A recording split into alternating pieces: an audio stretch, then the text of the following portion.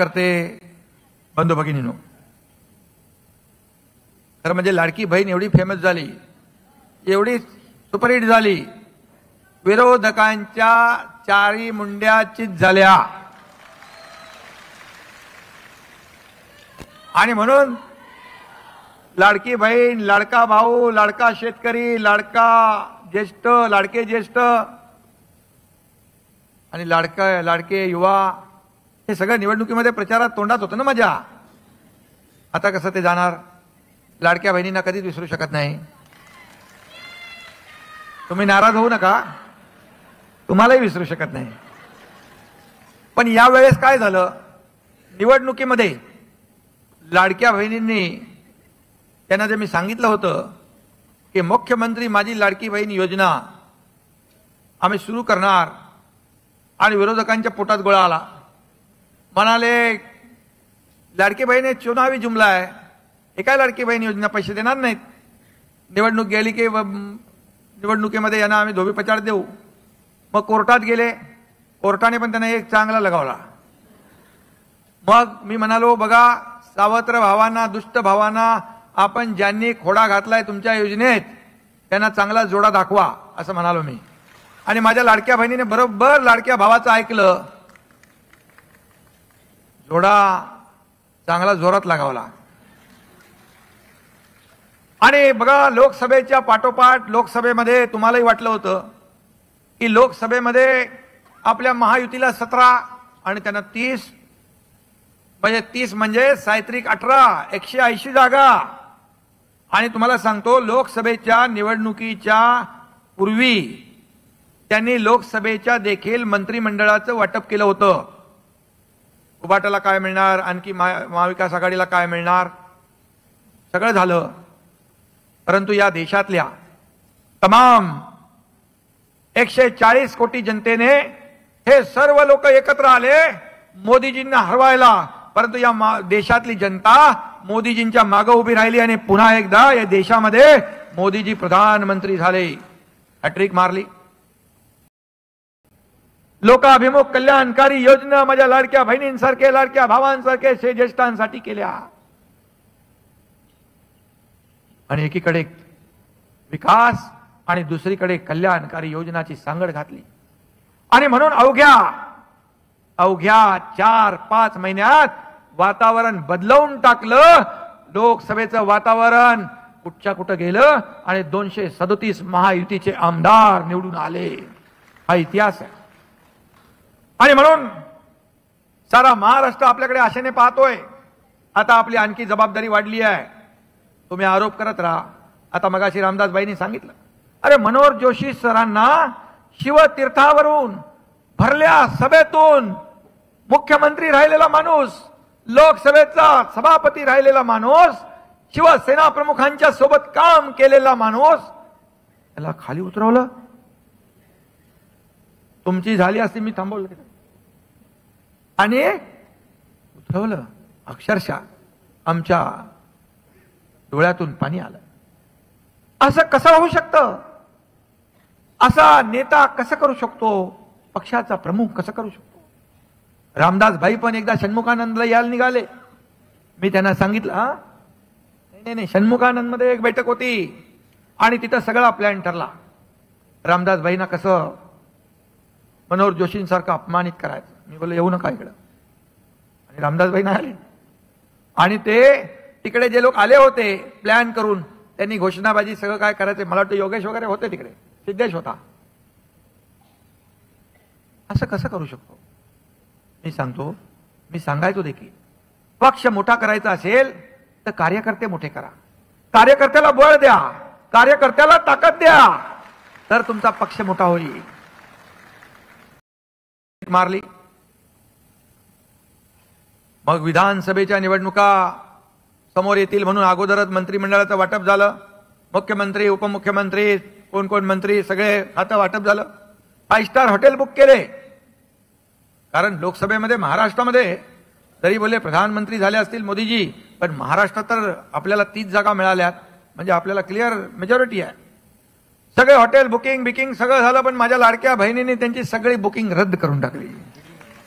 आणि लाडक्या बहिणींनी म्हणजे आपल्या घरातल्या पण सगळ्या पुरुष मंडळीला सगळ्यांना सांगितलं, या टायमाला तुम्हीचा नेहमी ऐकते मी, पण आता ऐकणार नाही, तुम्ही आमचं ऐकायचं आहे. आणि धडाधड मतांचा वर्षाव झाला. शोधून शोधून लोक मतदान करत होते. याचा मला अभिमान आहे, याचा आनंदही आहे, समाधानही आहे. कारण लोकसभेत पाठोपाठ विधानसभेत आपण ऐतिहासिक विजय मिळवला आणि एकच फाईट, वातावरण टाईट झालं होतं की नाही. आणि कसं बदललं मग ते? महाराष्ट्रातल्या जनतेने जो कौल दिला, आतापर्यंतच्या इतिहासामध्ये कधी एवढ्या जागा आल्या होत्या का? 237. पण मला विश्वास होता, तुमच्या एकनाथ शिंदेला विश्वास होता. रामदासभाई पहिल्या माझ्या भाषणामध्ये विधानसभेच्या हा एकनाथ शिंदे म्हणाला होता, माझ्या बाजूला देवेंद्रजी होते, म्हणालो मी आणि देवेंद्रजी मिळून महाराष्ट्राच्या विधानसभेत 200 पेक्षा जास्त जागा निवडून आणणार. आणि नाहीतर गावाला शेती करायला निघून जाईल, हे मी सांगितलं. माझे सगळे कार्यकर्ते मला कसं गावाला जाऊन देतील? आणि समोरचे लोक सांगत होते, जे एकनाथ शिंदे बरोबर गेले ते एकाला पण निवडून येऊ देणार नाही. काय झालं? आणि म्हणून आपण लढलो जागा. लोकसभेच्या 15 जिंकलो 7. थोडीशी गडबड मागे पुढे झाली, आपण ते काही तडजोड करायला लागले, नाही तर 3-4 जागा अजून आल्या असत्या. म्हणजे 10 ते 11 जागा शिवसेनेच्या आल्या असत्या 15 पैकी. आणि समोर उभाटाने लढवल्या 22, आल्या 9.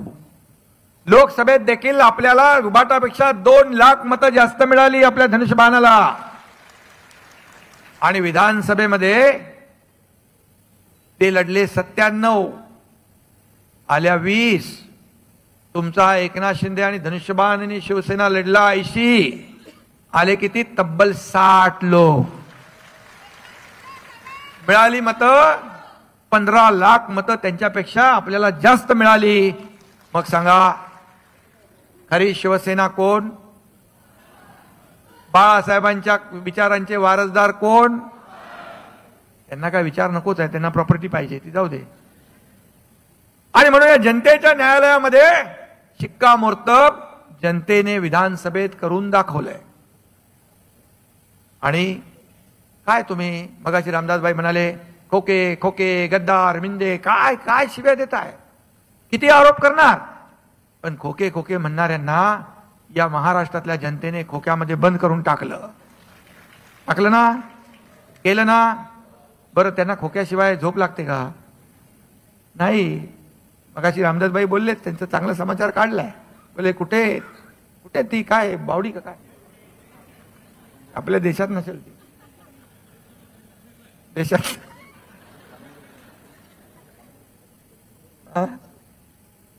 आणि त्यामुळे रामदासभाईंनी समाचार घेतलेला आहे. आणि खऱ्या अर्थाने खरं म्हणजे फक्त जे बोलले रामदासभाई ते बरोबर आहे. त्यांचा अनुभव त्यांनी कथन केलेला आहे. का उठाव करावा लागला आम्हाला? का निर्णय घ्यावा लागला? अरे हा एकनाथ शिंदे प्रेमाचा भुकेला आहे. एकनाथ शिंदेवर तुम्ही विश्वास टाकला तर एकनाथ शिंदे जीवाची बाजी लावायला तयार असतो. खुर्चीसाठी कधी एकनाथ शिंदेने तडजोड केली नाही, मोह झाला नाही खुर्चीचा मला. आम्ही खुर्ची नाही शोधली, आम्ही माणसं शोधली. त्या माणसांना Maharashtra police, railway police, jail police, राज्य राखीव police, excise police, driver police, batsman police. तर विद्यार्थी मित्रांनो, पोलीस खात्यामध्ये जायचं असेल, ज्या विद्यार्थ्यांना लेखी पेपर काढायचा असेल, तर लेखीचा कमी वेळेमध्ये जास्त अभ्यास करायचा असेल, याच वर्षी भरती व्हायचं असेल, त्या विद्यार्थ्यांसाठी लेखीसाठी फेमस असणारा क्लास आहे. लेखीची 100% हमी देणारा क्लास आहे. येथे तुम्हाला लेखीबरोबर फिजिकलचं परिपूर्ण मार्गदर्शन दिलं जातं. अत्यंत कमी फीमध्ये 100% रिझल्ट देणारी संस्था आहे. विद्यार्थी मित्रांनो, खाली दिलेल्या नंबरवरती कॉन्टॅक्ट करून माहिती घ्यायची आहे तुम्हाला. आणि पोलीस बनण्याचं स्वप्न विद्यार्थी मित्रांनो तुमचं साकार होणार आहे. ओके, त्यामुळं जो काही नंबर आहे, कोल्हापूरमध्ये क्लास आहे विद्यार्थी मित्रांनो, लेखीसाठी फेमस आहे. अत्यंत कमी फीमध्ये विद्यार्थी मित्रांनो मुलामुलींसाठी स्वतंत्र राहण्याची सोय आहे. ओके, जो काय हा नंबर आहे विद्यार्थी मित्रांनो, या नंबरवरती तुम्ही कॉन्टॅक्ट करून क्लास जॉईन करू शकता आणि जे लेखीचं जे काय पेपर आहे तो तुम्ही काढू शकता. तर विद्यार्थी मित्रांनो, हा व्हिडिओ जास्तीत जास्त मुलांना शेअर करायचा आहे, जेणेकरून त्यांना जी काही माहिती आहे ती मिळत जाईल. आणि चॅनलवरती नवीन असेल तर चॅनलला सबस्क्राईब करायला विसरू नका. ओके, धन्यवाद. जय हिंद, जय महाराष्ट्र.